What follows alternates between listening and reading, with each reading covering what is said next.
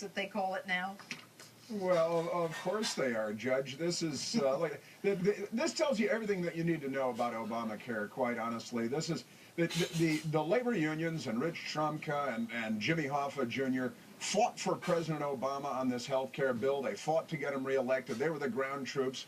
And now, of course, that they got it through, they wanted exemption. This is the old punish our enemies and reward our friends. The unions are President Obama's friends. They're friends of the White House. And nobody in their right mind wants anything to do with Obamacare. So if you're a friend of Obama, there's a carve-out for you. It's Chicago-style corruption, pure and simple. And we're going to see it come through, very quietly through the tax code. They'll be exempted and get what they want, like the executive branch and President Obama and his employees that have been exempted. Chris, and yet the middle class is the one that's getting squeezed here.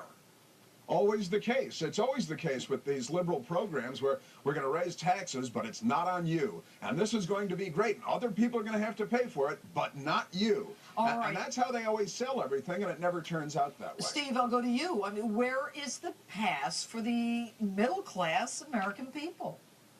Well, there isn't one, and this is the big problem. I mean, isn't it interesting, by the way, Judge, that two groups of people we now know are essentially exempt from Obamacare are members of Congress who voted for it, and the unions, as Chris said, who were the foot soldiers who made this possible. To put it very simply, we would not have had Obamacare had it not been for the millions and millions of dollars that the unions spent to impose this on the rest of us, and then they say, by the way, we don't want to be part of it. We want to be exempted. And let me make one other point I think is so important. So many millions, tens of millions of Americans are very angry that they're losing the insurance that they have right now. Because the truth is, 90% of Americans already have health insurance, and the vast majority of us are pretty happy with what we have. That's the situation with the unions. They have very gold-plated plans, what we call the Cadillac plans that cover. They don't want to give up that plan. And by the way, I don't think they should have to. But if they don't have to, why should we?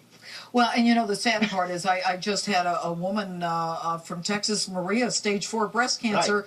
Right. She's had chemo twice, radiation 3 times, a heart attack in the last 3 years. And she just got a letter that she has no health insurance as of, next month. What does she do? And when the president says, oh, we'll get a fix here, we're going to fix it. Chris, can they fix it? Or will they fix it? It's a classic government debacle. This reaffirms everything that Republicans have been saying for decades now. And it proves everything we've been saying about liberalism and the liberal project is true. This is a cascading, cacophonous calamity that's going to keep on going for years and years. And my